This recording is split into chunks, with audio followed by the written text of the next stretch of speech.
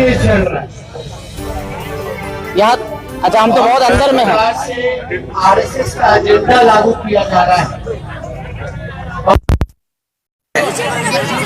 संविधान को दरकिनार करके आरएसएस अपना एजेंडा लागू कर रहा है।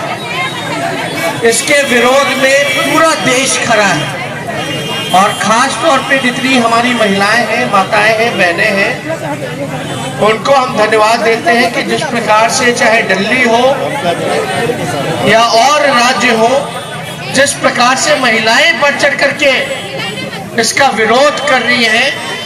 वाकई में अगर इतिहास अगर याद करेगा कि आप लोगों ने जिस प्रकार से घर से निकल करके विरोध किया इस काले कानून का, आप सब लोगों को इतिहास याद करेगा। और हम कहना चाहते हैं जो CAA कानून है, NRC जो कानून है, मतलब कि हमको खुद साबित करना पड़ेगा कि हम इस देश के नागरिक हैं कि नहीं। हमारे बाप दादाओं ने इस देश की आजादी में हम सबों के पूर्वजों ने कुर्बानियां दी और हमारा देश चाहे हिंदू हो, मुस्लिम हो, सिख हो, ईसाई हो, ये देश सबों का देश है। लेकिन जिस प्रकार से नफरत फैलाने की राजनीति हो रही है, जहर बोने की राजनीति हो रही है, आज हमारा देश कहीं ना कहीं से खतरे में है, संविधान खतरे में है। तो हम सब लोगों को इसका विरोध करना चाहिए और अपने देश को और देश के संविधान को बचाने का काम करना चाहिए। हम ज्यादा कुछ नहीं कहेंगे, लेकिन जिस लड़ाई को लेकर के आप लोग आज सड़कों पर बैठे हो, सर थोड़ा हम आपसे वादा करते हैं कि हम आपके लड़ाई में आपके साथ खड़े हैं और चाहे कुछ भी हो जाए, राष्ट्रीय जनता दल, लालू जी आपकी लड़ाई में पीछे नहीं, बल्कि खून भी देना पड़े तो खून देने के लिए।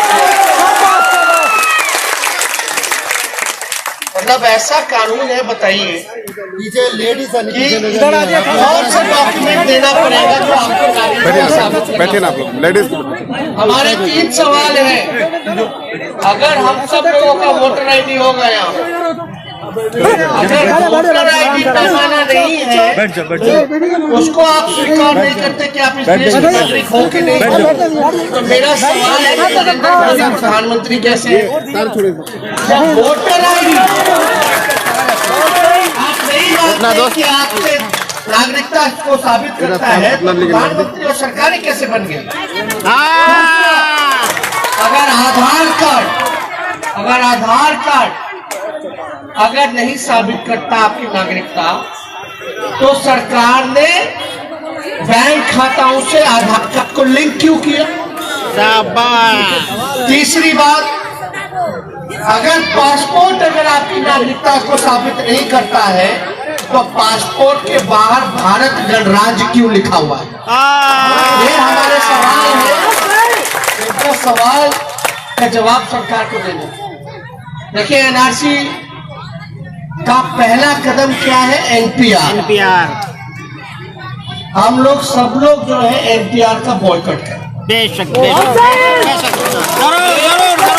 मुल्क किसी के बाप का मुल्क नहीं है कि हमको बाहर नहीं, और हमको साबित करना पड़े कि हम इस देश के नागरिक। कौन एक सत्ता में बैठा हुआ? अब हम बताएंगे कि हम नागरिक हैं कि इस देश के? कौन हो तुम पूछने वाले? हम तो चैलेंज करते हैं जो लोग पूछते हैं हमारी नागरिकता। चलो हम सब लोग खून का जांच करा ले, DNA जांच करा ले। है हिम्मत तो बीजेपी RSS वाला भी पता चल जाएगा DNA किसका देशभक्त है कि नहीं है। ये लोग बात करते हैं देशभक्ति की। जिन लोगों ने गांधी जी की, जिन लोगों ने बाबा साहब अम्बेडकर के संविधान को मानने से इनकार किया, जलाने का काम किया, वो हमसे पूछते हैं जो नागपुर में तिरंगा नहीं फहराते, वो हमसे पूछते हैं कि हम देशभक्त है कि नहीं है। तो ऐसे लोगों से आज देश जो है बेरोजगारी से लोग तबाह है, रोजगार नहीं है लोगों को, महंगाई इतनी ज्यादा है, अच्छी तालीम नहीं मिल रही, अच्छा अस्पताल नहीं है, किसान बदहाल है, मजदूर बदहाल है, महिलाएं असुरक्षित है। और बीजेपी वाला लोग क्या बात करता है, इन मुद्दों पे नहीं बात करेगा, बात करता है नफरत की, जहर की, हिंदू की, मुस्लिम की, मंदिर की, मस्जिद की, पाकिस्तान की बात करता है, और कोई नहीं मिला तो इमरान खान की बात करता है। देश में जीडीपी नीचे जा रहा है, आर्थिक मंदी छाई हुई है, बेरोजगार 4 करोड़ लोगों ने अपने रोजगार को खोने का काम किया इस देश में। ये लोग झूठ सच बोल करके आज सत्ता में काबिज हो गए, लेकिन आप लोग देखिए एनपीआर का बॉयकॉट होना चाहिए। यहाँ के मुख्यमंत्री हम लोगों को धोखा दिया, चलो ठीक है, जनादेश का अपमान किया, चलो ठीक है, लेकिन जो देश को तोड़ने वाली ताकतों का साथ दिया वो मुख्यमंत्री का साथ देना बिल्कुल पसंद नहीं है। तो ऐसे कानून में जो बिहार के मुख्यमंत्री हैं, उन्होंने लोकसभा में, राज्यसभा में वोट दिया बीजेपी के साथ खड़े होकर के। उनका कमिटमेंट था कि हम कॉम्प्रोमाइज नहीं करेंगे, चाहे 370 का धारा हो, चाहे ट्रिपल तलाक हो, एनआरसी हो, लेकिन आप सीए में देखे होंगे किस प्रकार से वोट दिया। सीए, एनपीआर और एनआरसी, ये सारी चीजें एक दूसरे से लिंक है, इसलिए एनपीआर लाया गया है ताकि एनआरसी को लागू कर सके। हम बिहार के मुख्यमंत्री को चैलेंज करते हैं, हमने तो सदन में भी बिहार विधानसभा में पूछा कि आपकी क्या राय है, तो बोलते हमारी क्या राय है, तो प्रधानमंत्री जी की भी राय है कि एनआरसी नहीं लागू होगी, कोई चर्चा नहीं, इसको बेवकूफ बना रहे। अगर आप एनआरसी नहीं लागू होने देंगे तो आप विशेषज्ञ बुलाइए, सारी पार्टियों को बुलाइए और पास कीजिए कि हम एनपीआर भी नहीं होने देंगे। एनपीआर हुआ मतलब समझो एनआरसी हो गया, बिहार को जवाब देना पड़ेगा।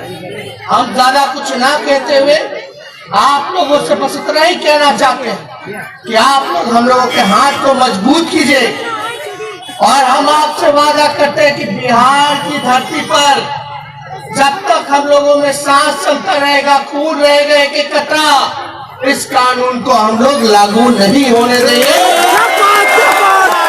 इस काले कानून को हम लोग वापस करा करके भी दम लेने का काम करेंगे। लालू जी हम लोगों के बीच शारीरिक रूप से नहीं है, लेकिन आपको बता दें, पहली बार जब राज्यसभा में सीएए एक्ट बिल जब पेश किया जा रहा था, तो हम लोग गांधी मैदान में जेपी गोलंबर पे धरने पर बैठे, पहली ऐसी पार्टी जो हम लोगों ने सड़क जाने का काम, हम लोगों ने सबसे पहली बार बिहार बंद करने का ऐलान किया। और चाहे कितनी भी जुल्म बीजेपी के लोगों ने लालू जी को जेल भेजने का काम किया साजिश के तहत, इसलिए भेजा क्योंकि लालू जी से अगर कोई सबसे ज्यादा घबराता है तो भाजपा के लोग रहते हैं।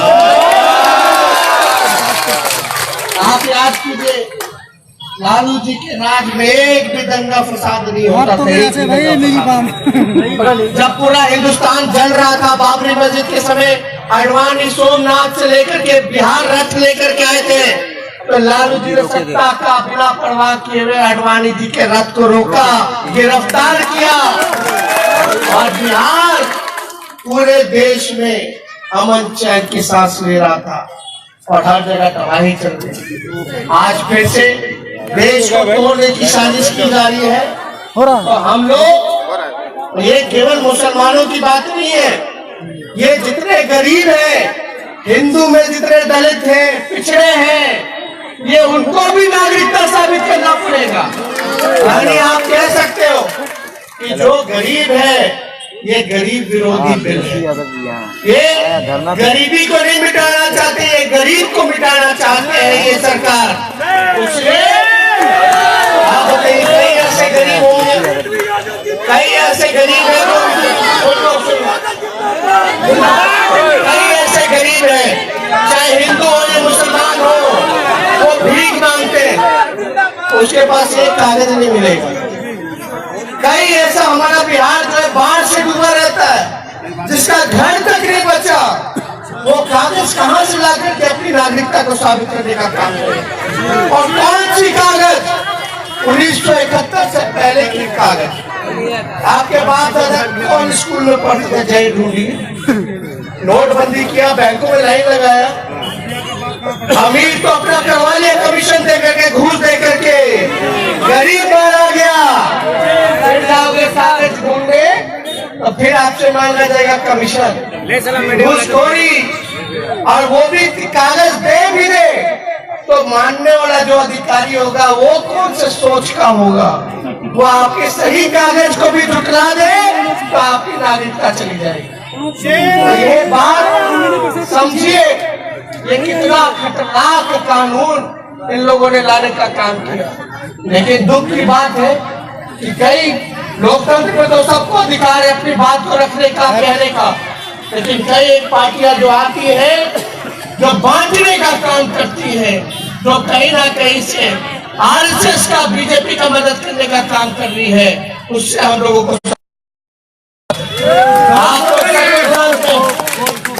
लालू जी पे मुकदमा होता है, सब विपक्षी दलों के नेता, मेरे पे मुकदमा होता है, इसलिए मुकदमा होता है ताकि हम बीजेपी के खिलाफ लड़ते हैं, इसलिए जेल भेजा जाता है, केस होता है। लेकिन ऐसे नेता जो बाहर दूसरे राज्य से आकर के यहाँ भाषण दे रहे हैं, उनसे कितना मुकदमा क्यों नहीं करती है? क्योंकि वो बीजेपी का काम करती है, वो बीजेपी का काम करती है। बात तो समझिए। और जो यहाँ भाषण दे करके गए, उनसे पूछो कि तेलंगाना राज्य में वहां का मुख्यमंत्री जो आपका पार्टनर है, उसने क्यों नहीं अभी तक बोला कि हम एमपी और एनआरसी नहीं लागू होने देंगे? तो पूछना चाहिए उनके पार्टनर से। यहाँ आकर के बोलते कि हम लालू जी से नहीं डरे। लालू जी क्यों डराएंगे आपको?